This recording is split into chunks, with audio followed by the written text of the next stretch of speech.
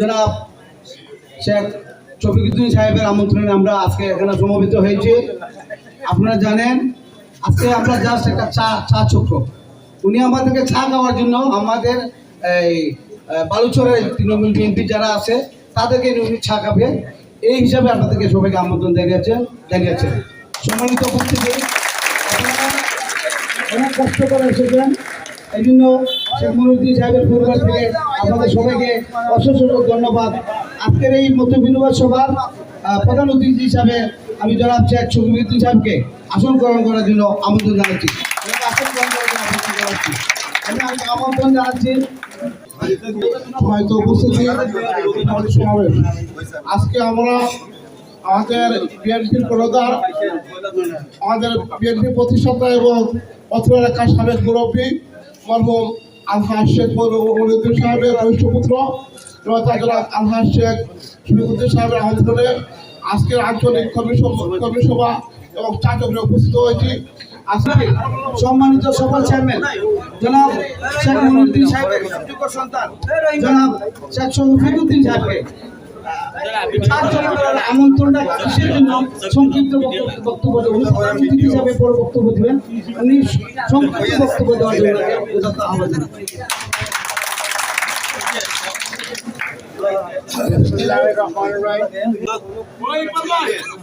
সম্মানিত উপস্থিত মুরব্বিয়ান, আমাদের উপস্থিত আছেন অনেক বড় ভাইয়েরা, ছোট ভাইয়েরা, সম্মানিত এলাকাবাসী, সবাইকে জানাই আমার সালাম ও শুভেচ্ছা। আসসালামু আলাইকুম। আমি অদ্য 5ই অগাস্ট পরে লন্ডন থেকে আইছি। যখন শুনছি দেশ নতুনভাবে স্বাধীন হয়েছে তখন আর মনরে বুঝাইতে পারছি না। সাথে আসার পর এলাকার বিভিন্ন ময়মুরব্বিয়ান যুবক ভাইদের সাথে দেখা হয়েছে। অনেকে আমার ইয়ে দেখছেন, অনেকে আমি দেখছি। পরে চিন্তা করলাম যে সবার সাথে দেখা করার একটা ব্যবস্থা করি। আজকে যে এই মত বিনিময় সভা, এই সভাটি হইল আমার পক্ষ থেকে। আমি আপনারা সার দাওয়াত বইয়া এই আমার পিতা মরহুম শেখ মনিরুদ্দিন সাহেবের উত্তরাধিকারী হিসাবে আমার মনে হয় এটা আমার দায়িত্ব এলাকাবাসীরা লইয়া হওয়া। আগামী দিন আমরা কীরকম চলব, এখনো তো আমাদের সরকার আসে নাই, অনেক কাজ করতে হইল। আগামী দিন ঐক্য হইয়া মানে কীরকম আমরা এই সফল হইতে পারি, আমাদের দল ক্ষমতায় আসতে পারে, এর জন্য আপনাদের মতামত নেব। এবং আরো একটা জিনিস আমি পরিষ্কার করতে চাই, আমাদের এই আজকের যে মত বিনিময় সভা, এই সভাটি কোনো ব্যক্তি বিশেষের বিপক্ষে নাই, অথচ কোনো জাতীয় কমিটির বিপক্ষে নাই। আমি আমার নিজ পক্ষ থাকি আপনারা আমন্ত্রণ করছি। আমি তো মনে করছি সামান্য কিছু ব্যক্তিবর্গ আইবা, মানুষ আইবা, এখন তো দেখা কেন গণজোয়ার সৃষ্টি। আপনারা সবাইকে আমার জন্য ধন্যবাদ। আর জনে জনে মুরব্বিয়ান আসন বা এলাকার যুবক ভাইয়েরা আসন, একটু শর্টকাটে সময় দিয়া সামান্য মতামত দিবা, আগে দিবা, পরামর্শ দিবা, আগামীতে আমরা কিরকম চলাফেরা করতাম পারি এবং দলের সাথে কাজ করতে পারি। ধন্যবাদ। সম্মানিত উপস্থিতি, আজকে আমাদের চা চক্রের প্রধান অতিথি জনাব শেখ শফিউদ্দিন সাহেবকে ফুলের তোড়া দিয়ে অভিনন্দন জানাচ্ছেন সদর উপজেলা ও ৩৬ নং ওয়ার্ড কৃষক দলের পক্ষ থেকে। শহীদ আহমেদ, আব্দুর রহিম, তুফাজ্জল ভাই সহ, জালাল ভাই সহ, স্বপন ভাই সহ, জালাল ভাই, স্বপন ভাই সহ অনেক অগণিত নেতৃবৃন্দকে আমি আহ্বান জানাচ্ছি আমাদের প্রধান অতিথি থেকে ফুলের তোড়া। আমি আহ্বান জানাবো প্রিয় শহীদ রাষ্ট্রপতি জিয়ার সৈনিকেরা, আপনাদের সবাইকে আমি শুভেচ্ছা ও অভিনন্দন জানাচ্ছি।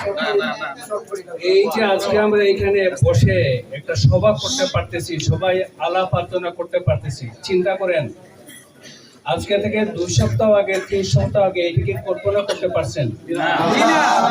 এটা কল্পনাও করতে পারেন নাই। আমরা যে এইভাবে বসতে পারবো, আমাদের বসার কোনো অধিকার ছিল না, কথা বলার কোনো অধিকার ছিল না, সভা সমিতি করার কোনো অধিকার ছিল না। দেখেন দেখার অবস্থা, পুলিশ একই সাথে পারমিশন দিয়েছে বিএনপিরও সভা হবে, আওয়ামী লীগেরও সভা হবে। আওয়ামী লীগের সভা হচ্ছে বিএনপির সভা, টিয়ার গ্যাস গুলি করে ভেঙে দিছে। অর্থাৎ পারমিশন দেওয়ার পরেও আপনার কথা বলার কোনো অধিকার ছিল না। এই দেশটা আমাদের ছিল না, এই দেশটা আমাদের থেকে হাইটেক করে নেওয়া হয়ে গেছিল। আমরা এই দেশের কেউ ছিলাম না, মনে হতো আমরা এই দেশের বিদেশি। আমার কথা বলার অধিকার নাই, কথা বলতে হলে আস্তে আস্তে খুব হিসাব করে, যে কেউ শুনে ফেলবে, আমাকে কথা বলতে হতো খুব হিসাব করে। একটা স্বাধীন দেশের নাগরিক আমি কেন হিসাব করে কথা বলবে? একটা দল যদি 15 বছর ক্ষমতা থাকে, এই দেশকে সোনার দেশে পরিণত করবে, সোনার দেশে, এর চেয়ে কোনো কিছু 15 বছর ক্ষমতায় কি করছে এই দেশকে? পরে পরে বাড়িতে বাড়িতে বাংলাদেশ ব্যাংক খোলা হয়ে গেছে। আওয়ামী লীগের যে কোনো নেতা কর্মী আরে বিছনা তুললেই কোটি কোটি টাকা মিলে, ব্যাংকের টাকা তো সব ওইগুলার বিছনার নিচে চলে গেছে। 1000 কোটি টাকা, 95 লক্ষ কোটি টাকা,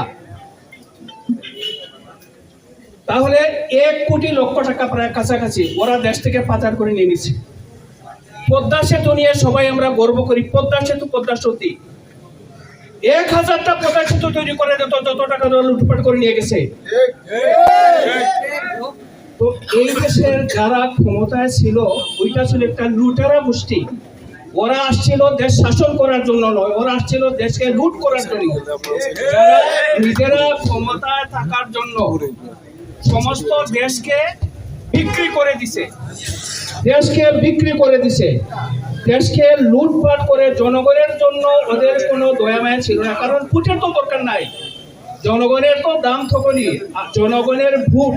আপনার যদি ভোট থাকে তাহলে আপনার দাম, আপনার তো ভোটই নাই, আপনাকে কি জন্য এখানে দাম দিবে? তো শেখ হাসিনার তো ওইখানে জনগণের প্রয়োজন ছিল না, 2 দল, পুলিশ এবং আমলা, আর শেষে হচ্ছে বিচার বিভাগ। কিসের জনগণ? আওয়ামী লীগেরও প্রয়োজন ছিল না, তার আওয়ামী লীগেরও প্রয়োজন ছিল না শেখ হাসিনার। পুলিশ, আমলা আর হচ্ছে বিচার বিভাগ। প্রতিদিন এই দেশে একটা দল, একটা সরকার মিথ্যা কথার উপর, তার প্রধানমন্ত্রী মিথ্যা কথা বলে, তার মন্ত্রীরা মিথ্যা কথা বলে, তার করে। এই যে আপনারা বসে আছেন, জানেন আপনার মাথার উপর কত টাকা ঋণ? 1.5 লক্ষ টাকা।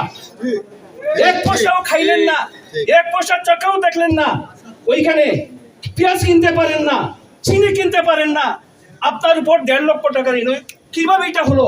আপনার যে বাচ্চা জন্মগ্রহণ করবে তার উপর 1.5 লক্ষ টাকা ঋণ, ওই বাচ্চা জীবনে 1.5 লক্ষ টাকা দেখবে? কিভাবে এটা সম্ভব হলো? কি করছে এই দেশকে? দেখলাম না, খাইলাম না, কিছু করলাম না, আমার উপর 1.5 লক্ষ টাকা ঋণ, আমাকে এটা পরিশোধ করতে হবে। এই দেশকে এইভাবে একেবারে শেষ করে দিছে। একটা কথা মনে রাখেন, আওয়ামী লীগের সাথে পৃথিবীর কোন দলের তুলনা হইতে পারে না। যদি কেউ আওয়ামী লীগের সাথে বিএনপির তুলনা করে যে কোনো দলের বলবেন, আল্লাহর ওয়াস্তে এটা করবেন না। ওদের মতো ফ্যাসিস্ট, ওদের মতো খুনি, ওদের মতো জুলুমবাজ, ওদের মতো ডাকাত দুনিয়াতে কোনো দল নাই। কাজেই আপনারা দয়া করে বিএনপি কেন, বিএনপি এর আওয়ামী লীগকে বা কোনো দলকেই একই পাল্লায় মাপবেন না। আপনারা জানেন ইলিয়াস আলীর খবর দেখছেন, ওইখানে যে কি আসছে বলে খবর শেষে ধরে নিয়ে গেছে। ওই লুনা এই ইলিয়াস আলীর স্ত্রী প্রধানমন্ত্রীর সাথে দেখা করতে গেছে। প্রধানমন্ত্রী তখন ফোন করে বলছে ওই জিয়াকে, জেনারেল জিয়াকে, যে ওই ইলিয়াস আলীকে ছেড়ে দাও, বলে কাম তো শেষ। এইভাবে কত হাজার হাজার ইলিয়াস আলীর কাম শেষ হয়ে গেছে। আপনারা জানেন না, এই র্যাবের হেডকোয়ার্টার, আমরা খবর জানি ওইখানে শত শত লোক ওইখানে জেলের ভিতরে ওইখানে মিথ্যা মামলায় আটকানো আছে, যে ওদের মামলাগুলো করতেও আছে না। ওদের পরিবার আজ পর্যন্ত জানে না ওরা জীবিত না মৃত। তাহলে একটা দেশের এই হালত, এই অবস্থা যারা করছে, তাদের আওয়ামী লীগের স্থান আর এই বাংলার মাটিতে হবে না। তারা যে নৃশংসতা, যে বর্বরতা ওইখানে যেটা তারা করছে, যে জুলুম করছে আমাদের উপর, যেভাবে মানুষের অসহায়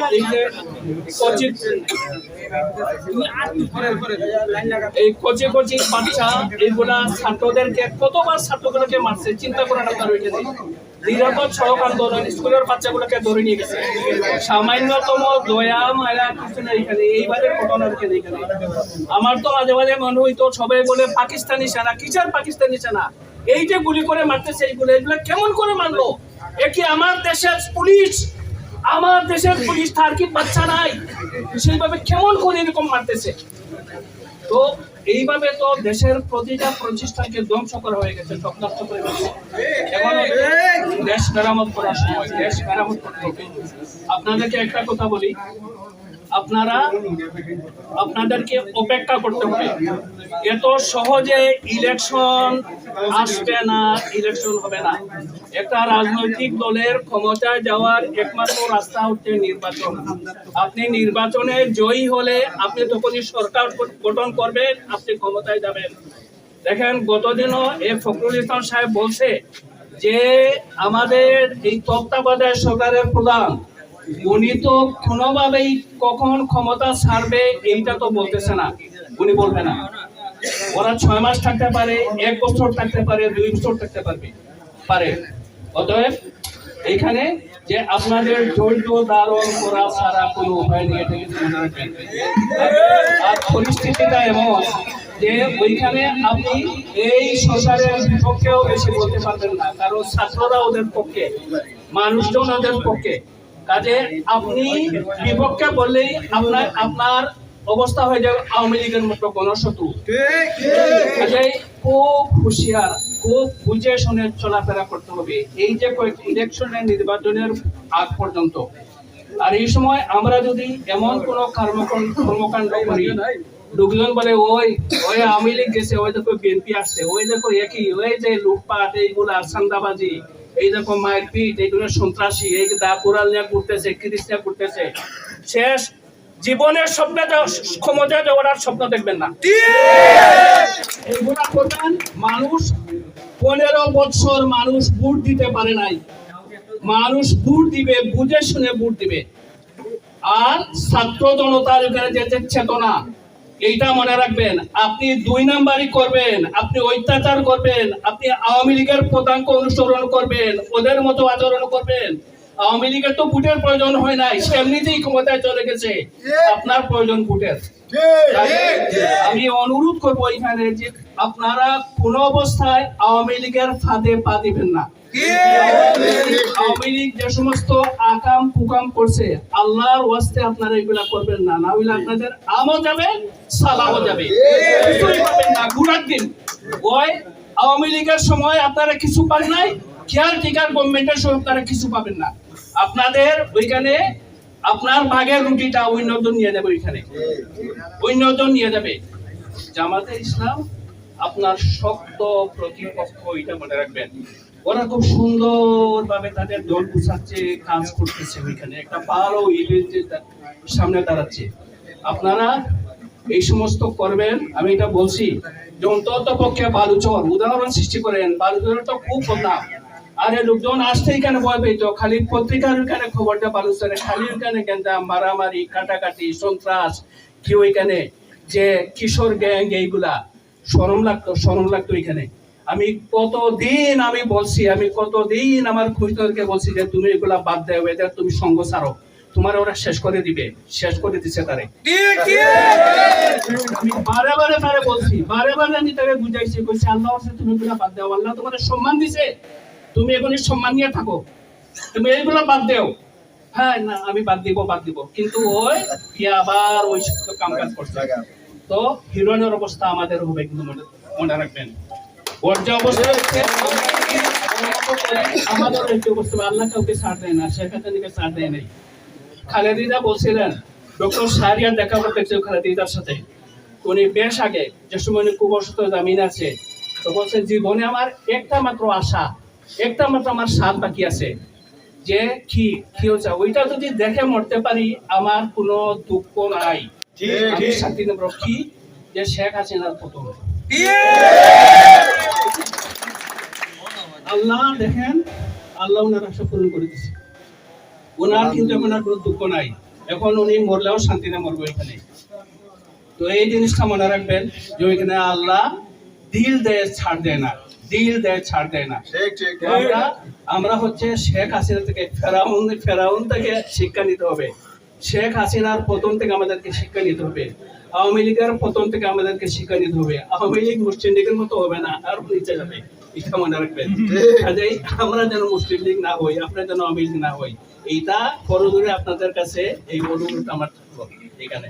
তো আল্লাহ আমরা আশা করি যে সামনে একটা সুন্দর বাংলাদেশ হবে, বৈষম্যহীন, সমস্ত মানুষ ওইখানে, যে দ্রব্য মূল্য থেকে আইন শৃঙ্খলা সবকিছু ওইখানে একটা সহনীয় পর্যায়ে আসবে।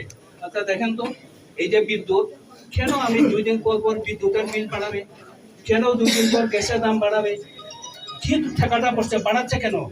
ওই যে ওইখানে থার লোকজন, চিন্তা করেন, একটা দেশে টাকা নেই, পয়সা নাই, আরে বিদ্যুৎ একটা ওইখানে বিদ্যুতের দোকান খুলছে, 1 পয়সাও বিদ্যুৎ ওইখানে নাই, কোনো মালই নাই দোকানে, কোনো বিক্রিও হয় না, পরে ওইখানে টাকা দেয়।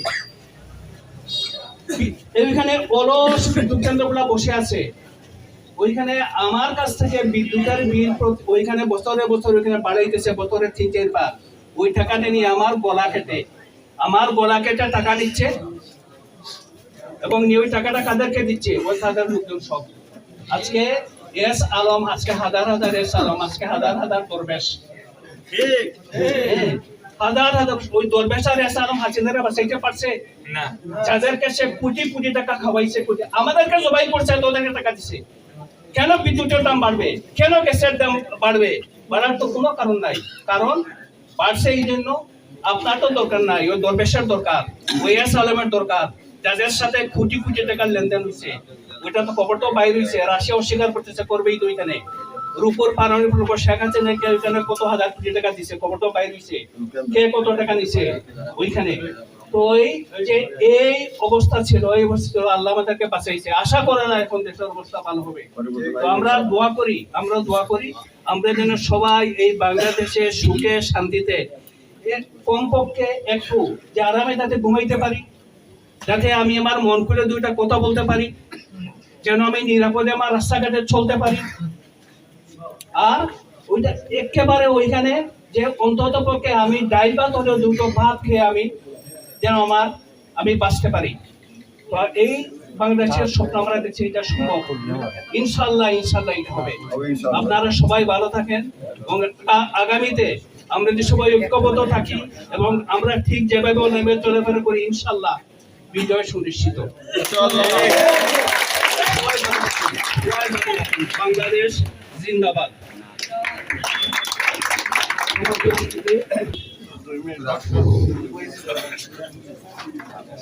আসসালামু আলাইকুম।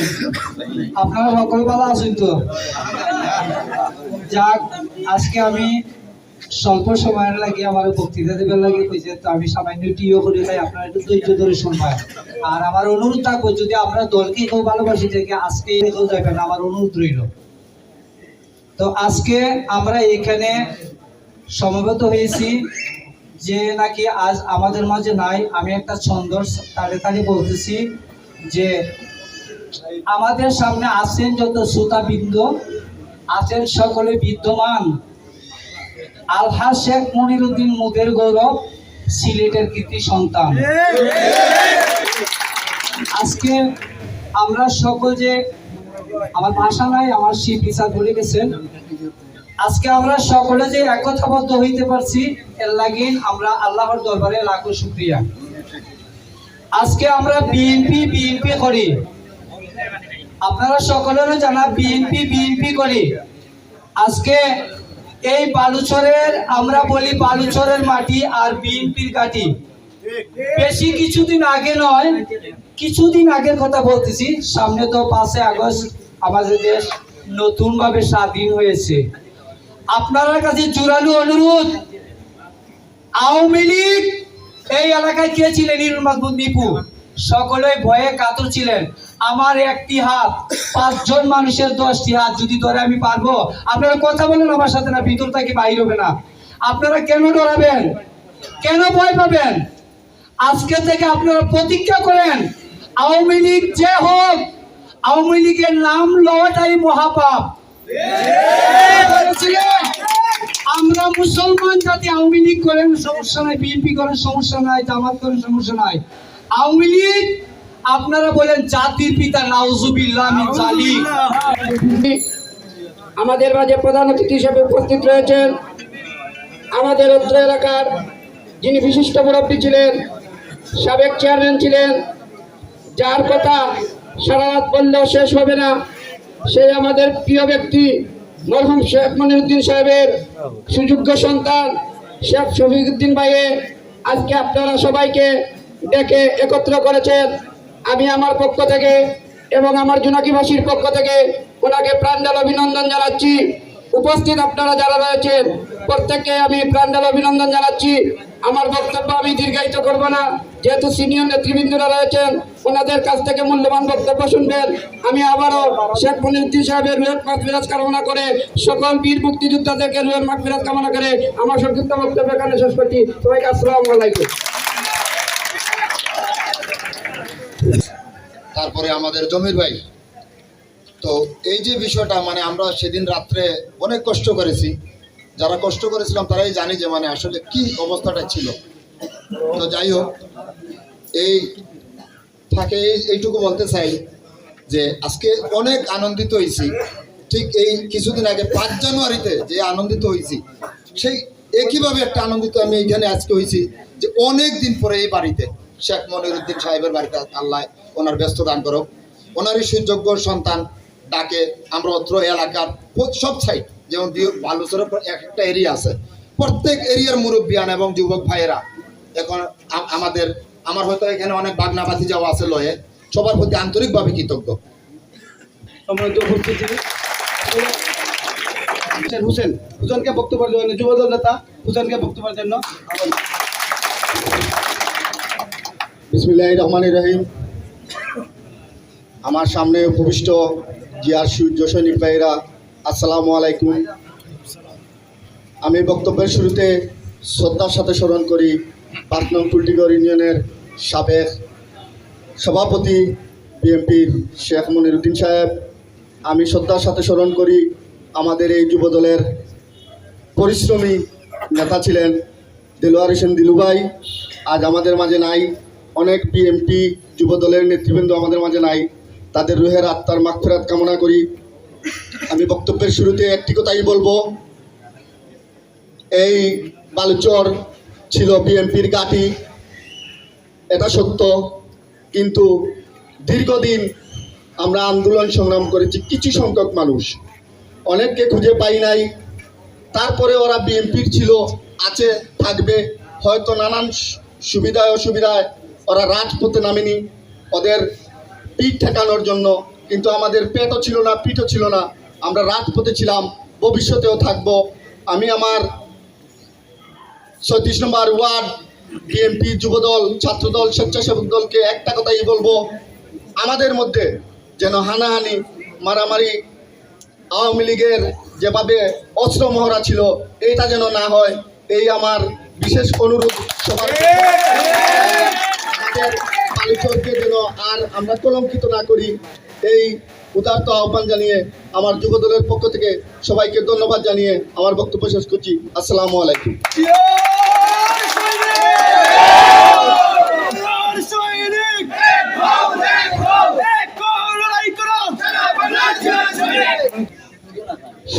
আউযু বিল্লাহি মিনাশ শাইতানির রাজিম। বিসমিল্লাহির রহমানির রহিম।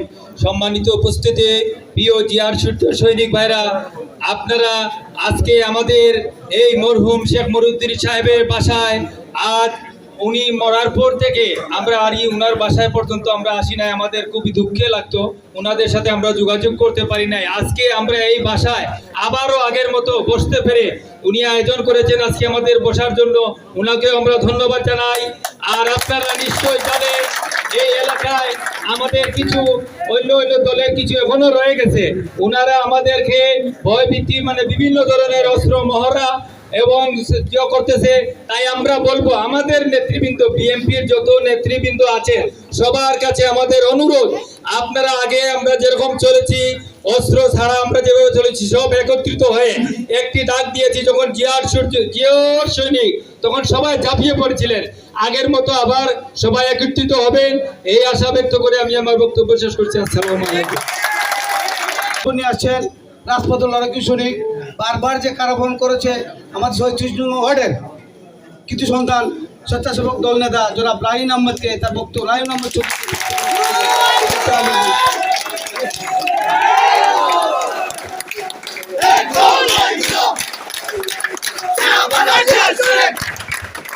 বিসমিল্লাহির রহমানির বন্ধুগণ, আজ আমাদের মত বিনিময় সভায় প্রধান অতিথি হিসেবে উপস্থিত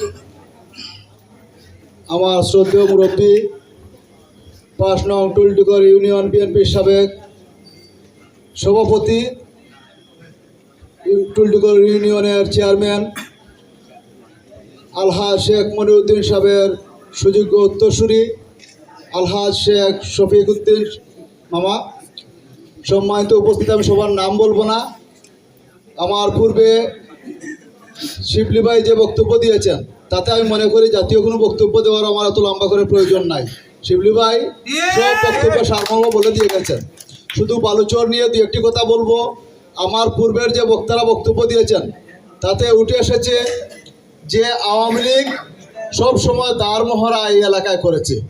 সম্মানিত উপস্থিতি, আপনারা যদি এখনো আওয়ামী লীগের দূষরদেরকে চিহ্নিত করতে না পারেন, ভবিষ্যতেও কিন্তু সেই মহড়াই কিন্তু থেকে যাবে। প্রধান কাজ হবে যারা আওয়ামী লীগের আঘাত করেছিল, যারা বিএনপির দুর্দিনে পালিয়েছিল, যারা সন্ত্রাসী কর্মকাণ্ডে আওয়ামী লীগের সময় ক্ষমতার প্রয়োগ করেছিল, তাদেরকে চিহ্নিত করা। আমি এখানে যে আমি আপনাদের সামনে কিছু জিনিস উপস্থাপন করতে চাই। আমাদের এলাকায় এই টমটমগুলো স্বাধীনভাবে চলাচল করতে পারে নাই। এদের রিক্সা থেকে শুরু করে সব জিনিস চাঁদাবাজি, বাসাবাড়ি করতে গেলে চাঁদাবাজি হচ্ছে, এমন সব জিনিস এই আলোচনা হয়েছিল। কিন্তু আমি আশা ব্যক্ত করব আগামীতে যদি কোনো চাঁদাবাজ এবং সন্ত্রাসী ছিনতাইকারী এই এলাকায় ধরা হয়, এদের বিরুদ্ধে সর্বাত্মক মানে প্রস্তুতি নিতে আপনাদের সহযোগিতা চাই। এখানে যে যুব সমাজ, আমি আশা করব যুব সমাজ সবাই এই সন্ত্রাসীদের বিরুদ্ধে ঐক্যবদ্ধ থাকবে, আপনারাও যুব সমাজের পাশে থাকবেন। আপনাদের কাঠগুলো দাঁড় করাবো, আপনারা এদেরকে শাস্তিমূলক বিচারের আওতায় নিয়ে আসবেন এই আশাবাদ ব্যক্ত করে আমি সংক্ষিপ্ত বক্তব্য এখানে শেষ করলাম। খুদা হাফেজ। বাংলাদেশ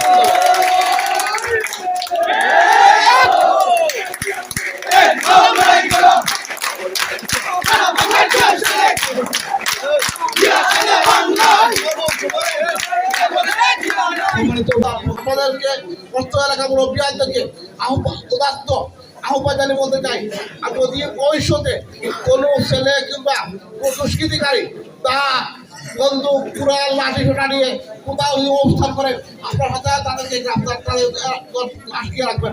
আমরা তার উপযুক্ত ব্যবস্থা নেব। আমরা দেখতে চাই একটা সুশীল সমাজ দেখতে চাই। আমরা দেখতে চাই এটি সুশৃঙ্খল সমাজ। আজকে সুশৃঙ্খল সমাজ গড়ার জন্য বিএনপি নেতা শহীদ আহমেদকে সংক্ষিপ্ত আকারে বক্তব্য দেওয়ার জন্য আহ্বান জানাই। বিসমিল্লাহির রহমানির রহিম। আজকের এই সাত চক্রের আয়োজন করেছেন ফুলটিকর ইউনিয়নের সাবেক বিএনপির বারবারের ফুলটিকর ইউনিয়ন চেয়ারম্যান ছিলেন সাবেক মনিরুদ্দিন সাহেব। উনি সুযোগ্য সন্তান শেখ শফিউদ্দিন ভাই আমাদেরকে বললেন হঠাৎ করে যে এই বালুচর আমাদের বিএনপির গাঠি ছিল। আমার বাসায় আমার আব্বা থাকতে হাজার হাজার মানুষ আসতেন, বিএনপির মিটিং হতো। আজ আমি 5ই আগস্টের এই স্বাধীনতা হয়েছে শুনে আমি দেশে আসলাম। আমি চাই বালুচরের জনগণকে নিয়ে একটি সার চক্র করার ইচ্ছা। যদি আপনারা আমাকে সহযোগিতা করেন তাহলে আমি একটি মত বিনিময় সভা হিসাবে সবাইকে আপনারা দাওয়াত করেন। আমরা সবাই দল মত নির্বিশেষে দলের সর্বস্তরের নেতাকর্মী ভাইয়েরা এই বাড়িতে আসার জন্য দাওয়াত করেছেন। আজ আমরা আনন্দিত হয়েছি যে এই ফুলটিকর ইউনিয়ন যে বিএনপির গাঠি, সেই গাড়িকে আজকে আমরা প্রমাণ করতে পেরেছি। যুবদল, ছাত্রদল, বিএনপি, কৃষক দল সর্বস্তরের নেতাকর্মী উপস্থিত আছেন দেখে আমার মন আনন্দিত হয়েছে। আপনারা দীর্ঘক্ষণ ধরে বিভিন্ন বক্তার বিভিন্ন বক্তব্য শুনেছেন, বিভিন্ন জনের মতামত শুনেছেন, সবই শুনেছেন। আমি একটু ভিন্ন ধর্মী কিছু কথা বলতে চাই। আমার বক্তব্য হলো, সুসময়ে উকিলের কোনো অভাব থাকে না। এই সময়ে অসংখ্য উকিল পাওয়া যায়, দুসময়ে যাদেরকে পাওয়া যায় তারাই হলো আসল বন্ধু। তাদেরকে চিহ্নিত করতে হবে, যারা দুসময় ছিল সুসময়ে তারা থাকবে, আর আমাদের দুসময়ে যারা ছিল না এই সুসময়ে এসে উকিলের কণ্ঠে কথা বলছে তাদেরকেও আমাদের চিহ্নিত করতে হবে। দ্বিতীয় কথা হলো, আমরা সবাই এবং দেশের প্রায় জনগণ উল্লসিত যে কি হয়েছে। পূর্বেকার সন্ত্রাসী সরকার, সন্ত্রাসী বলার দরকার নাই, একনায়ক সরকার পতন হয়েছে। কিভাবে পতন হয়েছে? ন্যাক্কারজনকভাবে পতন হয়েছে। পতন তো হয় বিভিন্নভাবে, হয়, কিন্তু এটা হয়েছে ন্যাক্কারজনকভাবে। এটা এর নিচে আর কোনো ন্যাক্কারজনক পদ নাই। কেন হয়েছে? যে কারণে হয়েছিল সেই কারণটা কি? সেই কারণগুলো হলো, দেশের সুশাসন ছিল না, মানুষের কোনো নিরাপত্তা ছিল না, কেউ বাক স্বাধীনতা প্রকাশ করতে পারত না, দেশের সহায় সম্পদ লুট করার নিয়ে যাওয়া হতো বিদেশে, এবং যারাই ওই সরকারের দাবেদার ছিল তারাই সম্পদের পাহাড় গড়ে তুলত।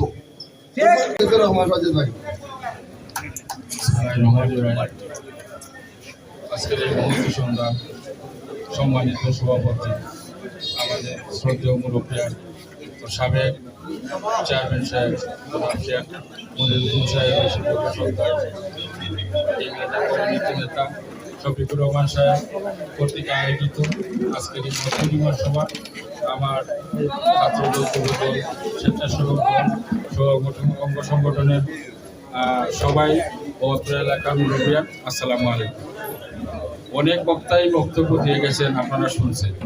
আমি শুধু একটা কথাই বলবো, 15 বছরের শাসন আমল, 17 বছরের শাসন আমলে একদিনে নিমেষ হয়ে গেছে। এভাবে নিমেষ হলো, পিছনের দরজা দিয়ে পালাইয়ে চলে। এখন এই যে 17 বছরের শাসন আমলে, এই 17 বছরের শাসন আমলে যদি এই সরকার দেশের, জাতির, মানুষের জন্য কোনো ভালো কাজ করে যেত, তাহলে উনি পিছনের দরজায় পালিয়ে যেত। এখন আমরা যদি ওই সরকারের চলাফেরা নীতি নির্ধারকদের মতো আমরা চলাফেরা করি, তাইলে আমাদের চলবে না। আমরা এই কেয়ারটেকার সরকার, অর্থাৎ অন্তর্বর্তীকালীন সরকার যেটা হয়েছে, আমাদের ছাত্র সমাজ থেকে ধরে আমাদের বিএনপি নেতাকর্মীরা, তারপরে বিভিন্ন অভিভাবক সবাই মিলে আন্দোলন করেছে। আন্দোলন করে এই কেয়ারটেকার সরকারকে বসিয়েছে। এই কেয়ারটেকার সরকার বলছে, ওনাকে প্রশ্ন করা হয়েছে যে কতদিন আপনি থাকবেন, উনি জবাবে বলছে যে যেদিন যারা আমাকে বসাইছে আমার কাজ শেষ হলে আমি নেমে যাব। তার মানে এটাই যে আমরা আজকে যে কাজগুলা করব, এই চাঁদাবাজি থেকে শুরু করে এলাকায় যাতে শান্তি শৃঙ্খলা বজায় থাকে সে কাজগুলা করব।